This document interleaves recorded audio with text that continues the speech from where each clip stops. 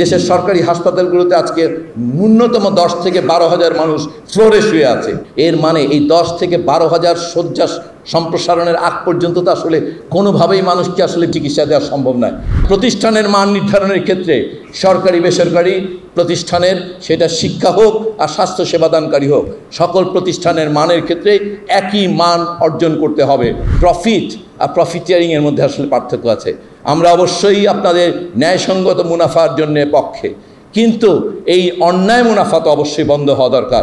আমরা খুবই আনন্দের সঙ্গে খেয়াল করেছি বিভিন্ন প্রতিষ্ঠানগুলোতে আমরা যখন নাকি আহতদের তালিকা করি, যখন আমরা শহীদদের তালিকা করি, আমরা খেয়াল করেছি যারা তারা অসংখ্য মানুষ আপনাদের বেসরকারি প্রতিষ্ঠানে প্রাথমিক সেবা গ্রহণ করেছে, বিভিন্ন পরীক্ষা নিরীক্ষাগুলো সেখানে করা হয়েছে।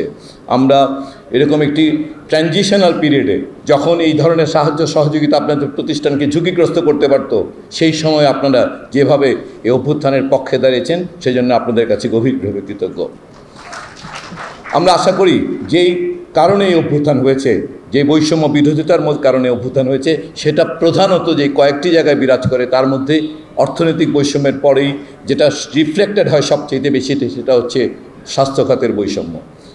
এবং আপনারা স্বাস্থ্য খাতে যে অবদান রেখেছেন সেটাকে আমরা আসলে এবার নিশ্চয়ই খেয়াল করেছেন। আমাদের সকল পুনর্গঠন কর্মকাণ্ডে স্বাস্থ্য খাতে যে রূপান্তর কর্মকাণ্ড, তার মধ্যে আসলে আমরা এটাকে একটা জাতীয় স্বাস্থ্য খাত বলছি, কখনোই সরকারি না। সরকারি বেসরকারি এবং অন্যান্য যারা সংস্থা, অলাভজনক প্রতিষ্ঠান, লাভজনক প্রতিষ্ঠান, সবাই মিলে 18 কোটি মানুষকে স্বাস্থ্য দেওয়ার জন্য একটা রূপান্তর প্রক্রিয়া চলমান, এবং এই প্রক্রিয়ায় সবার অংশগ্রহণ যার যার অবস্থান থেকে প্রয়োজন।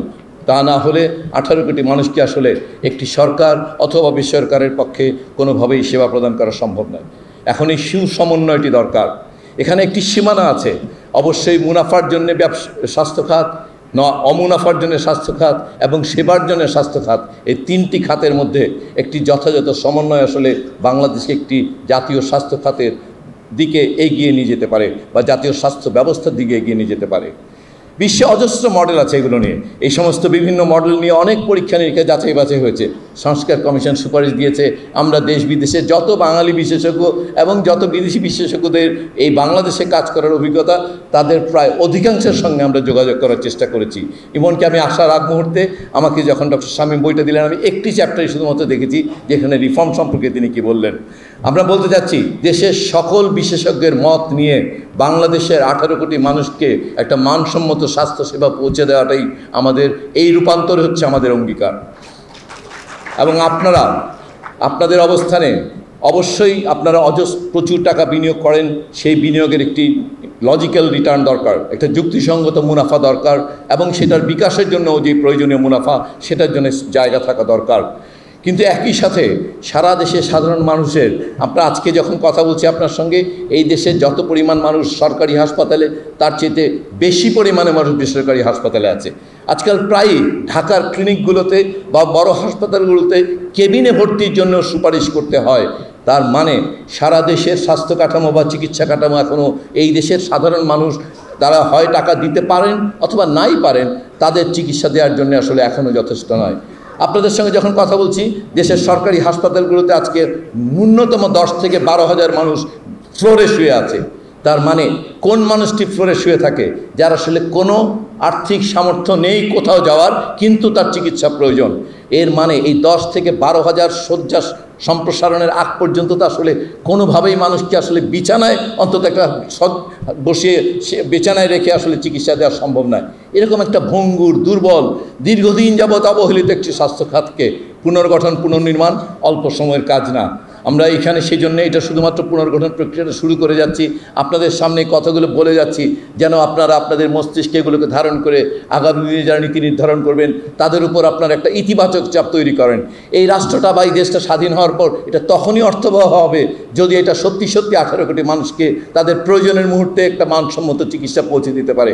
অথচ 54 বছর পর আজকে আমাদের সরকারি হাসপাতালে হাজার হাজার বাচ্চা, হাজার হাজার মানুষ আসলে ফ্লোরে শুয়ে আছে। প্রতিদিন ফিরিয়ে দিচ্ছি আমরা হাজার মানুষকে যাদের হাসপাতালে ভর্তি হওয়া দরকার। এমনকি বেসরকারি হাসপাতালও এখন এই যাদের নাকি পকেটের পয়সা খরচ করে চিকিৎসা সেবা নেবেন, তাদেরকেও আসলে শয্যা দিতে পারছে না। তাদের সেবার ক্ষেত্রেও লম্বা লাইন হয়ে যাচ্ছে। এটা খুবই খুবই দুঃখের কথা আসলে। কিন্তু আমরা শুধু দুঃখ আর এই অনিয়ম, অতীতের এই গাথা গাইতে চাই না। আমরা সেই জন্য একটা পরিকল্পনা আমরা সবার সামনে এনে উপস্থাপন করেছি। আমরা আপনাদের সবার সঙ্গে পরামর্শ করেছি ইতোমধ্যে আপনাদের সঙ্গে, আমরা আগামীতেও এটা করতে চাই। কিন্তু এইটা একটা সত্য কথা যে আসলে মানুষের মনে তীব্র অসন্তোষ, চিকিৎসাকে কেন্দ্র করে বলেন আর স্বাস্থ্যকে কেন্দ্র করে বলেন। তাহলে চিকিৎসা এবং স্বাস্থ্যকে ঘিরে যে অসন্তোষ, এটা যে শুধুমাত্র সরকারি হাসপাতাল ঘিরেই তা না। আবার বিদেশে যাওয়ার যে আহ্বান, বিদেশে যেটার কারণে তারা মুগ্ধ হয়ে যান, সেটা ওই দেশের সরকারি হাসপাতাল হয়তো 10-20%, বাকি সব কিন্তু বেসরকারি হাসপাতাল। অতএব এই দেশের মানুষের যে ক্ষোভ অথবা এই দেশের মানুষের যে বিদেশ যাওয়ার প্রবণতা, এই দুটোর ক্ষেত্রেই কিন্তু আসলে আপনাদেরকে আমাদের পাশে দাঁড়াতে হবে।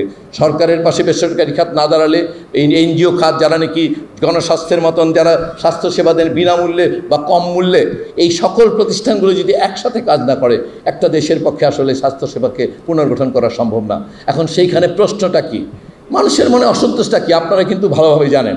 ঢাকার একটা বড় অভিজাত হাসপাতালে আসা রোগীর তার জন্য যে অভিযোগ, আর নবাবগঞ্জ বা দোহারের উপজেলা হাসপাতালে যে রোগী আসেন তার অভিযোগটা আসলে এক না। আবার ঠিক একইভাবে ঢাকার এই শাহবাগের মোড়ে অথবা এই এলিফ্যান্ট রোডে যে ল্যাবরেটরিতে পরীক্ষা যিনি করেন, ওনার যে অসন্তোষ এবং ওনার যে অভিযোগ, ওনার যে মূল্য সম্পর্কিত অভিযোগ, সেটা কিন্তু নোয়াখালী বা দাগনভূঞাতে নাই। তাহলে তার মানে বাংলাদেশে আসলে বিভিন্ন স্তরে স্তরে বেসরকারি হাসপাতালগুলো যারা আছে, বেসরকারি ডায়াগনস্টিক ক্লিনিকগুলো যারা আছে, তাদের জন্য আসলে বিভিন্ন ধরনের আসলে রূপান্তর এবং কাঠামো দরকার। এই ব্যাপারটা আমরা যদি ইউনিফর্মলি এক দাগে ডাকি, এটা কোনোদিন সম্ভব না। আমরা গত একদিন এসেছিলাম যে আপনাদের হাসপাতালের লাইসেন্সিং প্রক্রিয়া, আমরা জেনে অবাক হয়েছি যে এটা প্রতি বছর করা লাগে। আমরা ইতিমধ্যেই পদক্ষেপ নিয়েছি, যেটা আসলে একটা আনবিয়ারেবল টাস্ক, এটা অসম্ভব একটা প্রসেস। 15,000 থেকে 20,000 প্রতিষ্ঠান, এটা প্রতি বছর এটা যৌক্তিকও না বটে, কিন্তু এটাকে নির্দিষ্ট মেয়াদান্তে যেন সঠিক পরিদর্শন হয়। আমরা জেনেছি ইতিমধ্যে, আমরা ক্রস চেক করে জেনেছি যে এই পরিদর্শনগুলো সঠিকভাবে হয় না। আমরা এটা পরিদর্শনগুলো সঠিক হোক, কিন্তু এটা এমন মেয়াদে হোক যেন একটা যৌক্তিক মেয়াদে, যেন এটা একটি প্রতিষ্ঠানের উপরে হিউজ বার্ডেন ক্রিয়েট না করে। এখন প্রতিষ্ঠানগুলো কি, আমরা একটা কথা আজকে স্পষ্ট বলি, সেটা হচ্ছে সরকারি হাসপাতাল যে 700 হাসপাতাল, সেটার মালিক সরকার, আর বাকি সকল হাসপাতালের মালিক সরকারের বাইরের প্রতিষ্ঠান, সেটা লাভের জন্যই হোক আর অলাভজনকই হোক। আমরা বলছি আসলে হাসপাতাল মানুষকে সেবা দেয়, এটার জন্য দুটো মান হবে না। এখন থেকে মেডিকেল কলেজ ডাক্তার তৈরি করে, এটা দুটো মান হবে না। একটি দেশে যিনি যখন ডাক্তার হন, তিনি কোন প্রতিষ্ঠান থেকে ডাক্তারি পাশ করলেন সেটার উপর নির্ভর করে না যেই দিন উনি লাইসেন্স পান তারপর থেকে উনি কী সেবা দিবেন, কী মানের দিবেন। অতএব প্রতিষ্ঠানের মান নির্ধারণের ক্ষেত্রে সরকারি বেসরকারি প্রতিষ্ঠানের, সেটা শিক্ষা হোক আর স্বাস্থ্য সেবাদানকারী হোক, সকল প্রতিষ্ঠানের মানের ক্ষেত্রে একই মান অর্জন করতে হবে। আমরা এই ব্যাপারটি নিশ্চিত করার জন্যে আমরা হেলথ ফ্যাসিলিটি অ্যাক্রিডিটেশন কাউন্সিল প্রতিষ্ঠা করতে যাচ্ছি।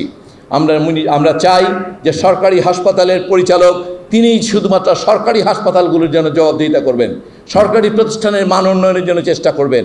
আর বেসরকারি প্রতিষ্ঠান, সেটা যদি একসঙ্গে 10টি প্রতিষ্ঠান হোক আর একটি প্রতিষ্ঠান হোক, তিনি তার প্রতিষ্ঠানের জন্য জবাবদিহিতা করবেন। অতএব এই দেশের নাগরিকের জন্য এক মানের সেবা দেওয়ার জন্যে যা যা প্রয়োজন আমরা সবগুলোর উদ্যোগ নিয়ে যাচ্ছি। আমরা এই ধরনের তদারকি প্রতিষ্ঠান, এই ধরনের নিয়ম শৃঙ্খলা আরোপ করার প্রতিষ্ঠানগুলো করব, কিন্তু এগুলো তখনই কাজ করতে পারবে যদি সেগুলো আপনাদের সাহায্য সহযোগিতা পায়। আমরা আপনাদের সাহায্য সহযোগিতা চাই যেন আপনারা আমাদের পাশে থাকেন।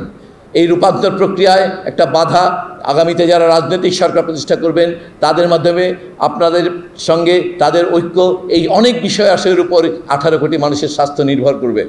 আমরা আশা করব আপনারাও তো এই দেশের নাগরিক। আপনি একটি ক্লিনিকের মালিক হলে আপনার চাচাতো ভাই তো ওই ক্লিনিকে চিকিৎসা নেয় না, নিশ্চয়ই তিনি আরেকটি ক্লিনিকে অথবা অন্য একটি হাসপাতালে চিকিৎসা নেন। আপনাদের এটা নিশ্চিত যে আপনাদের সকল আত্মীয় নিশ্চয়ই আপনার প্রতিষ্ঠানে সেবা গ্রহণ করেন না।